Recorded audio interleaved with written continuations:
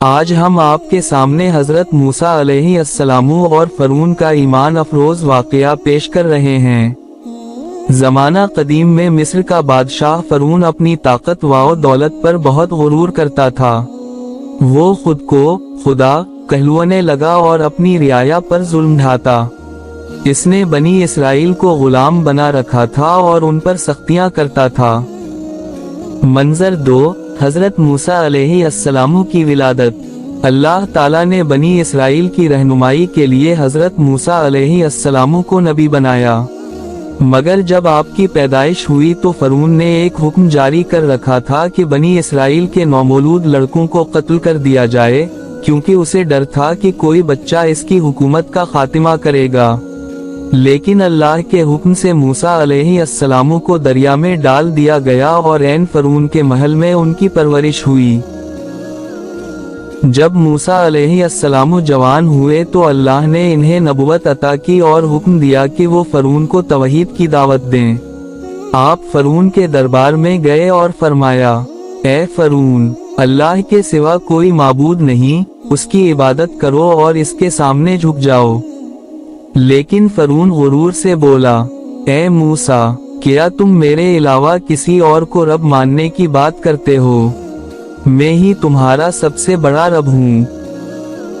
اللہ نے موسیٰ علیہ السلام کو معجزے عطا کیے۔ آپ کا عصا زمین پر ڈالا گیا تو وہ اژدہا بن گیا، آپ کا ہاتھ روشن ہو گیا۔ فرعون نے اپنے درباری جادوگروں کو بلا کر کہا کہ موسیٰ کا مقابلہ کرو، لیکن جب موسیٰ علیہ السلام نے اپنا عصا ڈالا اور وہ سب جادو کو نگل گیا تو جادوگر سجدے میں گر گئے اور پکار اٹھے، ہم رب موسیٰ اور ہارون پر ایمان لاتے ہیں۔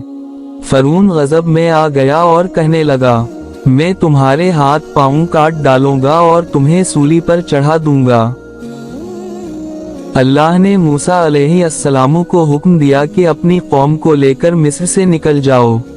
جب وہ دریا کے کنارے پہنچے تو بنی اسرائیل گھبرا گئے، مگر موسیٰ علیہ السلام نے عصا مارا اور سمندر پھٹ گیا، راستے بن گئے اور بنی اسرائیل بچ کر گزر گئے۔ فرعون اپنی فوج کے ساتھ پیچھے آیا، لیکن جب وہ درمیان میں پہنچا تو پانی واپس آ گیا اور فرعون اپنی فوج سمیت ڈوب کر ہلاک ہو گیا۔ یہ ہے فرعون کے غرور اور ظلم کا انجام۔ اللہ نے موسیٰ علیہ السلام کو عزت عطا کی اور ان کے دشمن کو نیست و نابود کر دیا۔